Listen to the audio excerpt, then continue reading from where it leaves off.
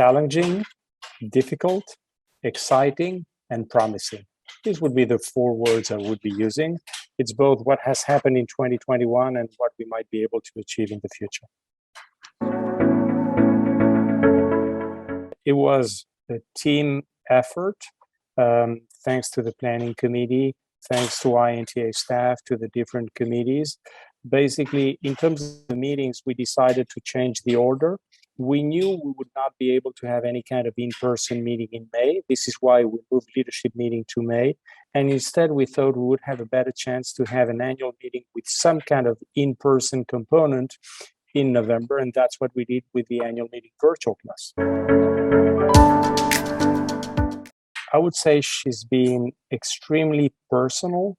She's been very close to the members, caring a lot about the members. There are two aspects I would like to highlight from Tiki. One, of course, is her presidential task force on diversity, equity, and inclusion, which is so important. But the other one were the president and CEO calls, where she met with members from all around the world, probably around 30, even more different countries, around 300 to 500 members who had a chance to meet in person with Tiki, interact. And she was very interested in knowing how members were doing, their families, their loved ones. And she made every person in every meeting speak to her and speak to the others. I think that says a lot about Tiki. Well, I think the INTA community is doing really well, but my intake from those calls were first that we have an extremely dedicated, committed, and loyal membership. We have members who are really willing to support INTA, and you could feel that. And the sense of us being a big family was reinforced even further during those calls. Now, on top of that, as CEO, I got a lot of insights from the members, a lot of great ideas, suggestions that we're just trying to implement for the future. So they were extremely positive, and I would say very rewarding for Tiki, for myself, and for all INTA staff who participated on those calls. Well, I think it went really well, but we should probably ask the members, and all the feedback we got was extremely positive, both from a virtual and from an in-person perspective.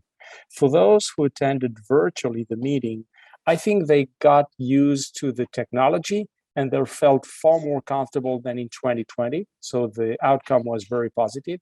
And we had more than 3,000 attendees to the virtual part of the meeting. Now, for those who attended one of the in-person events in Berlin, New York, or LA, I think they were thrilled to meet again, and they're just looking forward to do that again next year. Tons of lessons, to be honest. First and foremost, health and safety. I think we did great at those in-person mini conferences, and we're gonna keep exactly the same procedures and protocols, or even go a step further next year, because we want everybody to feel absolutely safe and healthy at the in-person part of the meeting. Now, we also learned a lot about, attendance to sessions. We learned a lot about, interconnect, business development, virtual networking, and even interactions with officials from all around. So, a lot of intelligence in this meeting that is very helpful to start planning the meetings of the future.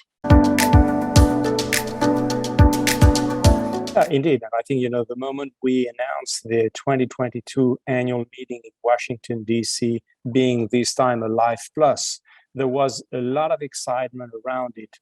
And in terms of pre-registrations, we got more than 400, members who pre-registered for the annual meeting. So I think that's very promising indeed. We've had vertical years, we know that. It's perhaps not totally finished, but I think we have the right mindset. We have the right behavior. We need to be agile. We need to continue being resilient. We need to be relevant, and we need to be inclusive.